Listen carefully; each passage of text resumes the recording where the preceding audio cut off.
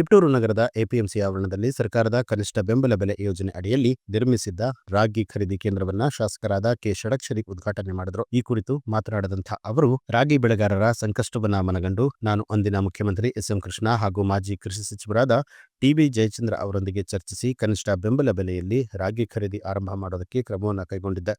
ಪ್ರಸಕ್ತ ಪ್ರತಿ ಕ್ವಿಂಟಾಲ್ಗೆ 4,886 ಬೆಂಬಲ ಬೆಲೆಯಲ್ಲಿ ರಾಗಿ ಖರೀದಿ ಮಾಡಲಾಗ್ತಾ ಇದೆ ಅಂತ ಹೇಳಿದರು. ಈ ಕಾರ್ಯಕ್ರಮದಲ್ಲಿ ತಹಸೀಲ್ದಾರ್ ಮೋಹನ್ ಕುಮಾರ್, ತಾಲೂಕು ಪಂಚಾಯತಿ ಮಾಜಿ ಅಧ್ಯಕ್ಷರಾದ ನ್ಯಾಕೇನಹಳ್ಳಿ ಸುರೇಶ್, ಕೃಷಿ ಸಮಾಜದ ಅಧ್ಯಕ್ಷರಾದ ಯೋಗೀಶ್, ಎಪಿಎಂಸಿ ಕಾರ್ಯದರ್ಶಿ ನ್ಯಾಮೇಗೌಡ ಸೇರಿದಂತೆ ಹಲವರು ಹಾಜರಾಗಿದ್ದರು. ಚೆನ್ನಾಗಿ ಜ್ಞಾಪಕ ಇದೆ. ಅದನ್ನು ಪ್ರಾರಂಭ ಮಾಡಿಸ್ತಾರೆ ನಾನೇ 2,300 ರೂಪಾಯಿಗೆ ರಾಗಿಯನ್ನು ಕೊಡ್ತಕ್ಕಂಥ ವ್ಯವಸ್ಥೆಯನ್ನು ಪ್ರಾರಂಭ ಮಾಡಿ ಇವತ್ತು 4,886 ರೂಪಾಯಿ. ಏನಪ್ಪ ಮೂರ್ತಿ? 4,886 ಬರೀಬೇಡ, 76 ಬರೀ. 4,886 ಇವತ್ತು ರಾಗಿ ಕೊಡ್ತಾ ಇದ್ದೀವಿ.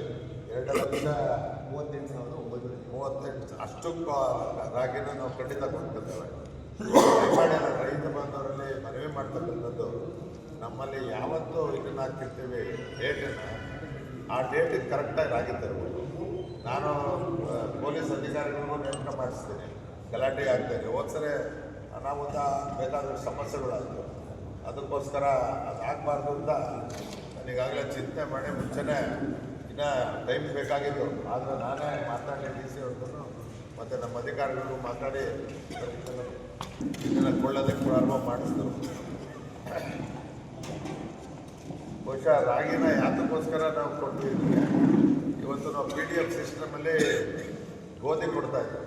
ಮುಂಚೆ ನಮಗೆ ಉತ್ತರ ರಾಜ್ಯಗಳಲ್ಲಿ ಗೋಧಿ ಬೆಳೀತಕ್ಕಂಥವ್ರು ಗೋಧಿ ಮತ್ತು ಅಕ್ಕಿ ವಿತರಣೆ ಮಾಡ್ತಿದ್ವಿ. ನಾವು ರಾಗಿ ಬೆಳೆದ್ಮೇಲೆ ಈಗ ರಾಗಿನೂ ಇದರ PDF ಸಿಸ್ಟಮಲ್ಲಿ ಕೊಡಬೇಕು ಅಂತೇಳಿ 2 kg ರಾಗಿ ಕೊಡ್ತಕ್ಕಂಥ ವ್ಯವಸ್ಥೆ ಮಾಡ್ತೀವಿ.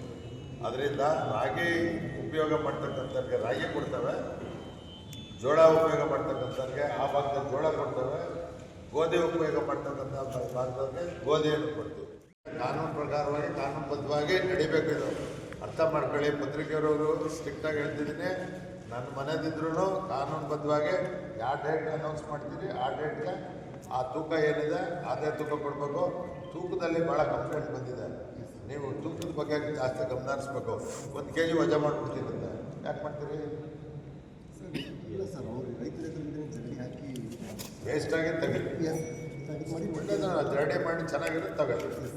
ಮುಂದೂ ಅಷ್ಟೇ ಜರಡಿ ಹಾಕಿ ಚೆನ್ನಾಗಿರೋ ರಾಗಿ ತಗೊಳ್ಳಿ. ಇದನ್ನು ಮಿಕ್ಕಿದ್ದನ್ನು ಕೊಡಿ. ಅವರು ಅದನ್ನು ರಾಸುಗಳಿಗೆ ಏನಾರು ಹಾಕೋತಾರೆ, ತಿನ್ನೋಕ್ಕಾಗಲ್ಲ. ದನಗಳಿಗೆ ಏನಾರು ಅವರು ಇದರಲ್ಲಿ ನೀರಲ್ಲಿ ಕಲಸಿ ಏನೋ ಮಾಡ್ತಾರೆ. ಒಳ್ಳೆಯ ರಾಗಿನ ಕೊಟ್ಕೊಳ್ಳಿ. ಅದನ್ನು ಯಾಕೆ ಹೇಳ್ತೀವಿ ಅಂತ ಒಳ್ಳೆಯದನ್ನಂದ್ರೆ, ನಾವು ಅದನ್ನು ಇದರಲ್ಲಿ ಕೊಡ್ತೀವಿ, ಇದರಲ್ಲಿ ಕೊಡ್ತೀವಲ್ಲ, ಅವ್ರಿಗೆ ನ್ಯಾಯಬೆಲೆ ಅಂಗಡಿನಲ್ಲಿ ಕೊಡ್ತೀವಲ್ಲ, ಅದನ್ನು ಮನುಷ್ಯ ತಿನ್ನೋದು. ಅದಕ್ಕೋಸ್ಕರ ಶುದ್ಧವಾಗಿರಲಿರ್ತಕ್ಕಂಥದ್ದಕ್ಕೋಸ್ಕರ ಎಲ್ಲ ಭಾಗದಲ್ಲೂ ರಾಗಿ ಬೆಳೆಯಲ್ಲ. ನಮ್ಮ ಮಂಡ್ಯ ಜಿಲ್ಲೆ, ಹಾಸನ ಜಿಲ್ಲೆಯಲ್ಲಿ ಈ ಭಾಗದಲ್ಲಿ, ತುಮಕೂರು ಜಿಲ್ಲೆಯಲ್ಲೇ ರಾಗಿ ಬೆಳೀತಕ್ಕಂಥದ್ದು. ಅದರಿಂದ ರಾಗಿನ ನಮ್ಗೆ ಎಷ್ಟು ಬಂದ್ರೂ ಏನು ನೋಂದಣಿ ಮಾಡಿದ್ರು ಅಷ್ಟು ತಗೋತೀವಿ. ಅಷ್ಟನ್ನು ನಾವು ಸರ್ಕಾರದ ಮುಖಾಂತರ ನಾವು ಅದನ್ನು ವಿತರಣೆ ಮಾಡ್ತೀವಿ.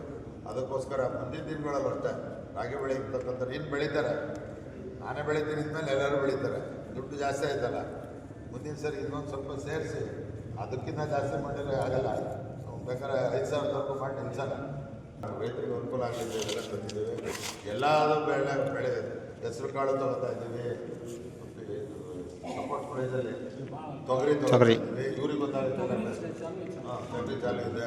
ಆ ಭಾಗದಲ್ಲಿ ಎಲ್ಲ ತಗೋತಾ ಇದ್ದೀವಿ. ಅದರಿಂದ ಇದೆಲ್ಲ ನಾವು ಮಾಡ್ತಕ್ಕಂಥದ್ದು ರೈತನ ಆರ್ಥಿಕ ಪರಿಸ್ಥಿತಿಯನ್ನು ಮೇಲೆತ್ತಬೇಕು.